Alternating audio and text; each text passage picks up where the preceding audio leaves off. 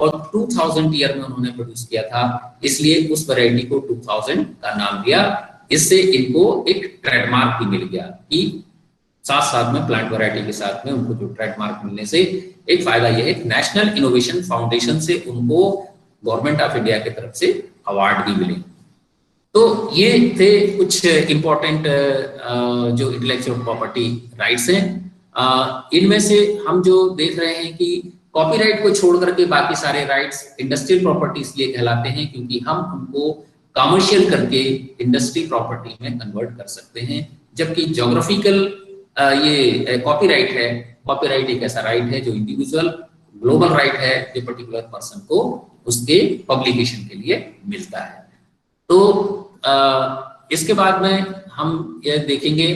कि जिस तरह से रिसर्च एंड डेवलपमेंट के लिए सबसे इंपॉर्टेंट बात यह है कि हम रिसर्च क्यों करते हैं। रिसर्च इसलिए करते हैं ताकि कोई भी एडवांस या जो फ्यूचर का कोई प्रोसेस या प्रोडक्ट है वो डेवलप हो, ताकि उस प्रोडक्ट को हम ह्यूमन बीइंग के लिए या कमर्शियली जो है इस्तेमाल कर सकें। इसी कड़ी में जब कोई भी व्यक्ति रिसर्च शुरू करता है तो सबसे पहले क्या देखता है कि जो भी प्रीवियस लिटरेचर क्या है,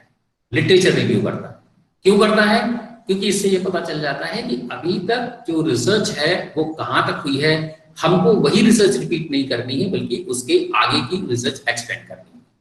इसी तरह से रिसर्च कंप्लीट हो जाने के बाद में जो भी प्रोसेस या प्रोडक्ट या जो भी आपका जो इंटेलेक्चुअल प्रॉपर्टी का आउटकम आया है उसको रजिस्ट्रेशन कराने के लिए आपको खास तौर पर पेटेंट के लिए, अभी हम जो है यहाँ पर पेटेंट की अकेली बात करेंगे क्योंकि बाकी सब का हमने वो कर दिया, और एक जो आपका राइट है इसको समझने के लिए एक अलग अलग सेशन की आवश्यकता है। इसलिए हम सिर्फ जैसा कि टॉपिक में डिफाइन किया हुआ है कि इंटेलेक्चुअल प्रॉपर्टी के साथ में पेटेंट पर ही फोकस करना है। तो पेटेंट राइट यदि लेने के लिए पेटेंट एप्लीकेशन को भी हम फाइल करना चाहते हैं तो इस तरह के ये आप देख रहे हैं यूरोपियन पेटेंट डेटाबेस या space access, global pat, Indian patent database, इकस्वा ए और बी, जो पहले प्रिंट फॉर्म में आता था और कुछ जो है सीडी फॉर्म में थे, ये सारा डेटा 1995 तक, तो ये जो है वो आपका है तो सीडी रोम फॉर्म में या प्रिंटेबल फॉर्म में। परंतु 2005 के बाद से पेटेंट का जितना भी डेटाबेस है, जो भी एब्स्ट्रैक्ट हैं, जो भी पब्लिकेशंस हैं, वो सारे जर्नल के फॉर्म में हो रहे हैं। और एक ipindia.nic.in जो साइट है इसमें वीकली पेटेंट, डिजाइन, ट्रेडमार्क और ज्योग्राफिकल इंडिकेशंस के जो जर्नल हैं वो पब्लिश होते हैं, और इन जर्नल में जो इंफॉर्मेशन है वो नए नए कितने पेटेंट फाइल हुए हैं, कौन कौन से पेटेंट का क्या स्टेटस है, ये सारी इंफॉर्मेशन उसमें अवेलेबल होती है। इसलिए ये जो साइट का हम आपको नाम बता रहे हैं, आगे भी हम दिखाएंगे, उसको आप नोट कर लें कि वो बहुत इंपॉर्टेंट है, जिसमें अप टू डेट इंफॉर्मेशन आपको मिलती है। तो यहाँ इंपॉर्टेंट जो पेटेंट डेटाबेस की इंपॉर्टेंस है वो इसलिए है, यदि आप पेटेंट डेटाबेस जो है वो एक्सप्लोर करते हैं, जिसमें आगे हम दिखाएंगे कि फ्री और पेड दोनों तरह का डेटाबेस होता है, वो देखने से अभी तक जितने भी रिसर्च हुई है या जितने भी पेटेंट फाइल हुए हैं, जितने भी पेटेंट ग्रांट हुए हैं, उन सबकी इंफॉर्मेशन यहाँ मिल जाती है, जो हमको जो हमारी रिसर्च है कहाँ तक है। ऐसा तो नहीं कि हमने जो वर्क किया है वो ऑलरेडी कहीं रजिस्टर हो चुका है। और पेटेंट में तो एक बहुत इंपॉर्टेंट बात यह है कि यदि आपकी जो पेटेंट एप्लीकेशन है एक सब्जेक्ट पर वर्ल्ड के किसी भी कोने में यदि फाइल हो गई है या प्रोसेस हो गई है, पब्लिश हो गई है या ग्रांट हो गई है, तो सेम सब्जेक्ट पर वर्ल्ड में कहीं भी वो एप्लीकेशन फाइल नहीं की जा सकती है। यानी आपको फिर नए टॉपिक पर या नए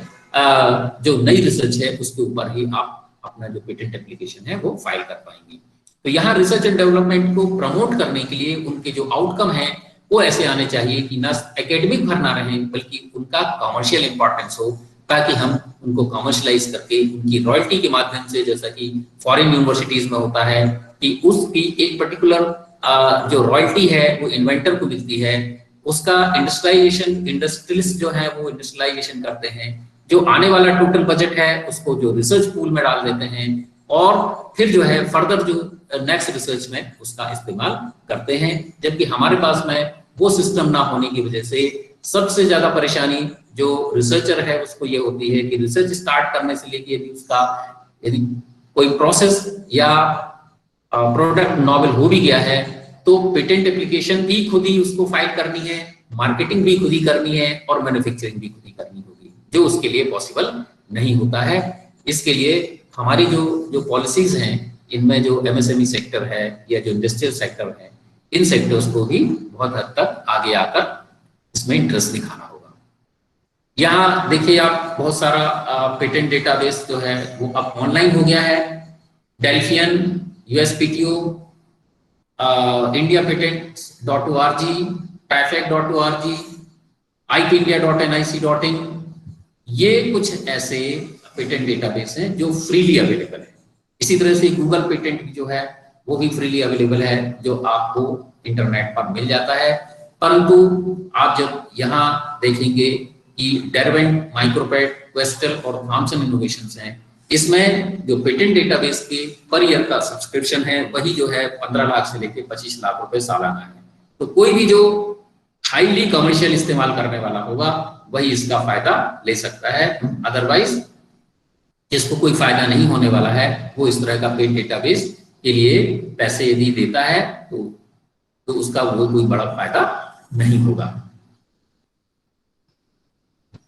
ये हमने आपको एग्जांपल बताया था कि कोई भी स्मार्टफोन है, जो ये तो बेसिक प्रोडक्ट है, इसके अलावा तो आप देख रहे हैं कितने सारे एडवांस प्रोडक्ट्स आते हैं। इस बेसिक प्रोडक्ट में ही इतने सारे आईपी राइट्स हैं, पेटेंट एंड यूटिलिटी मॉडल है,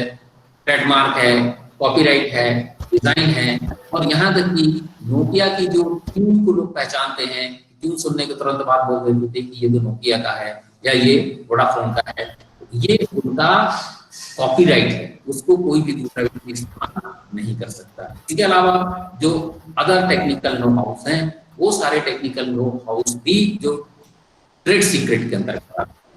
आप इस बात से अंदाजा लगा सकते हैं कि एक पेटेंट एप्लीकेशन जो आप करते हैं उसमें 30 पेज होते हैं, 10 क्लेम होते हैं। एक पेटेंट एप्लीकेशन में 30 पेजेस होते हैं और 10 क्लेम्स होते हैं, जबकि एक जो नॉर्मल स्मार्टफोन है उसमें लगभग 2.5 लाख क्लेम्स, 2.5 लाख क्लेम्स हैं। यानी आप अंदाजा लगाएं कि 2,500 से ज्यादा पेटेंट एक आपके स्मार्टफोन में इन्वॉल्व हैं। ट्रेडमार्क, डिजाइन और कॉपीराइट तो अलग है। एक नैनो कार का एग्जांपल पहले दिया जाता था कि नैनो कार में 40 पेटेंट्स हैं, डिजाइन और ट्रेडमार्क अलग हैं। अब तो इसके अलावा ऑटोमोबाइल्स में कितने सारे एडवांस व्हीकल आ गए हैं कि इस बात से आप अंदाजा लगा लेंगे कि इतने सारे जो पेटेंट्स हैं वो एक एक सिंगल प्रोडक्ट में इन्वॉल्व होते हैं। हमारा जो सिंपल पेन जो हम इस्तेमाल करते हैं, उस सिंपल पेन में ही 4 राइट इन्वॉल्व होते हैं। जो इंक फ्लो मैकेनिज्म है, जो लिखते हैं, क्योंकि एक तरह का पेन सभी लोग पसंद नहीं करते। अभी मार्केट में जाते हैं तो पेन स्टेशनरी शॉप में जाकर के 5 तरह के 10 तरह के पेन देखेंगे, उसमें से उसको चला के देखते हैं कि कौन सा स्मूथ चल रहा है। जो उनको स्मूथ चलेगा उनमें से 3-4 सेलेक्ट कर लेते हैं। फिर देखते हैं दूसरा उनका होता है कि किस ब्रांड, फिर दिखने में कैसा है, तो ब्रांड का है तो ट्रेडमार्क, जो दिखने वाली जो फ्लो था उसका वो जो है इंक फ्लो मैकेनिज्म है वो पेटेंटेड है,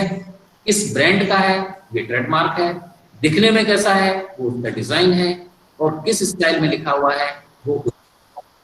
तो एक सिंपल 2 रुपए 5 रुपए के पेन में जब कितने राइट्स हैं तो आप अंदाजा लगाइए कि हम चाहे चाय इस्तेमाल कर रहे हो, सोप है या